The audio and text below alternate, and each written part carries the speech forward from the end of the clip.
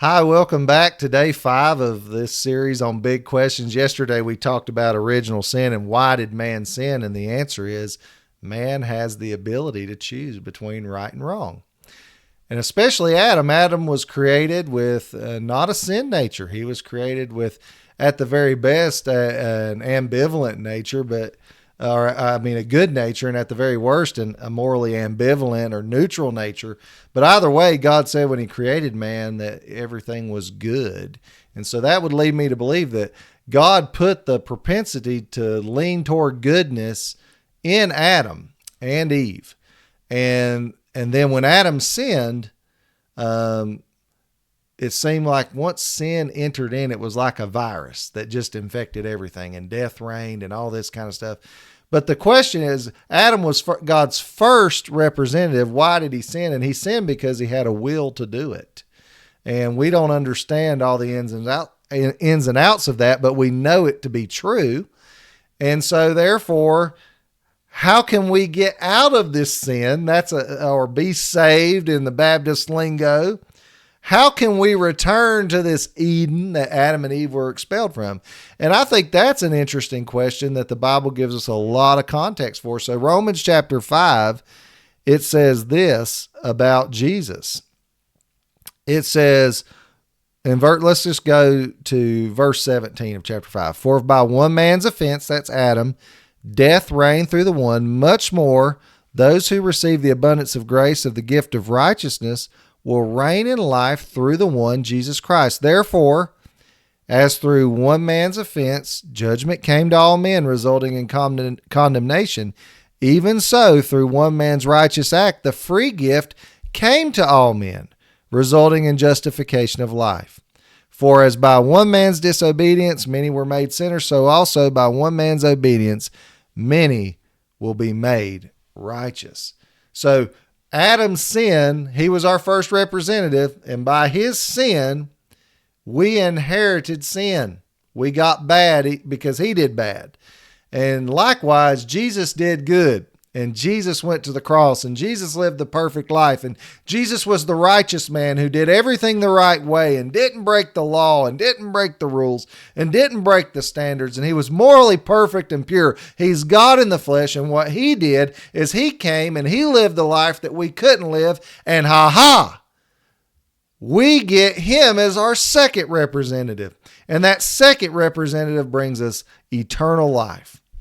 What is the condition of that eternal life? Jesus says in John chapter 14, I am the way, the truth, and the life, and no one comes to the Father except by me.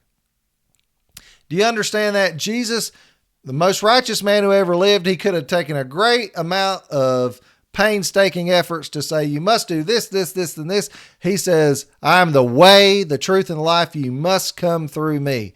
Galatians 2:21, Paul writes it this way, I don't set aside the grace of God, for if righteousness comes through the law or through doing good acts, then Christ died in vain. If we could earn our way back into the garden, then Jesus didn't need to come. The reality is no amount of working would ever cover the sin of Adam. Therefore, we needed a new Adam, and that's what the Bible refers to Jesus as. John 3:16, Jesus says it this way, for God so loved the world that he gave his only begotten Son, that whoever believes in him shall not perish, but have everlasting life. You know, we're talking about how are we saved? How do we overcome this sin? How are we saved? How do we get back to paradise, back to the land of Eden? Remember, Jesus is on the cross, and one of the criminals that's beside him being crucified, he says, Lord, remember me when you come to your kingdom. And Jesus says, I tell you truly, today you will be with me in paradise. So what did that man do to earn paradise? He didn't do anything other than acknowledge who Christ was. He put his faith in Jesus for his entrance into the kingdom. And why do I say that? I say that because there's this idea that we have to do all this stuff, and the doing of all this stuff does not get us home. In 1 John 3:23, Here's what John writes about Jesus. It says, and this is his commandment. That's Christ's commandment, that we should believe, God's commandment, that we should believe on the name of his Son, Jesus Christ, and love one another as he gave us commandment.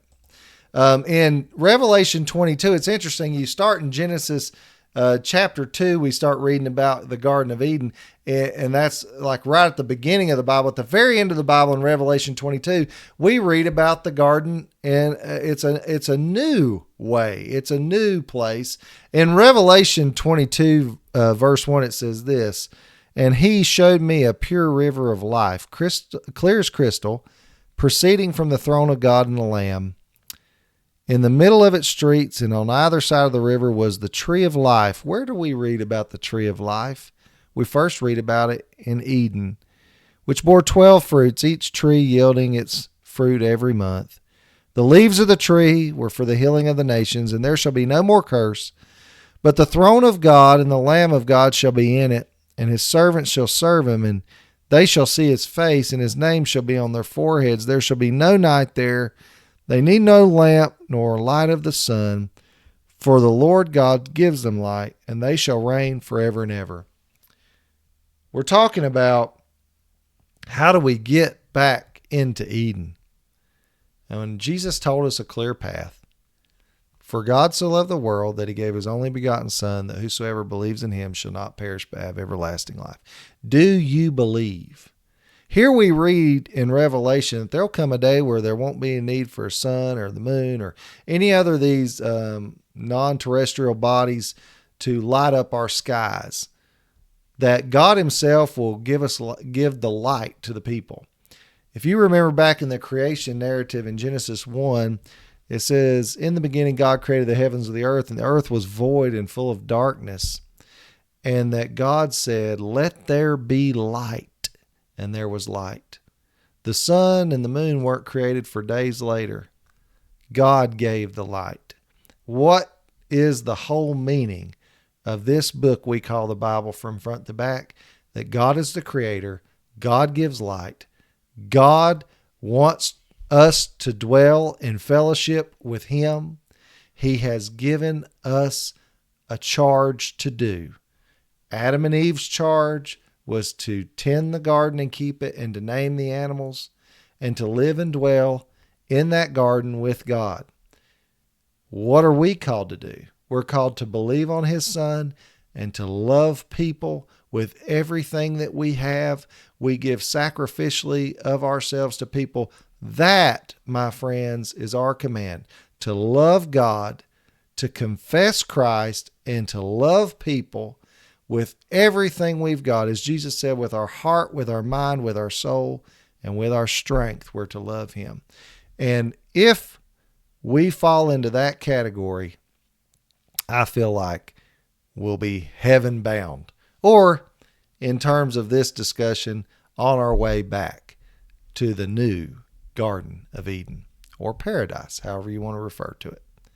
I hope that you all have enjoyed this series on big questions. I know I didn't hit everything, but if you would, leave some comments in the comment box and let us know what are some topics that you'd like for us to address, and Polly and I would be more than happy to address those for you.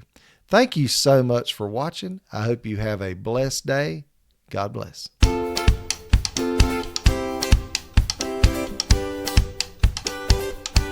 Subscribe for more.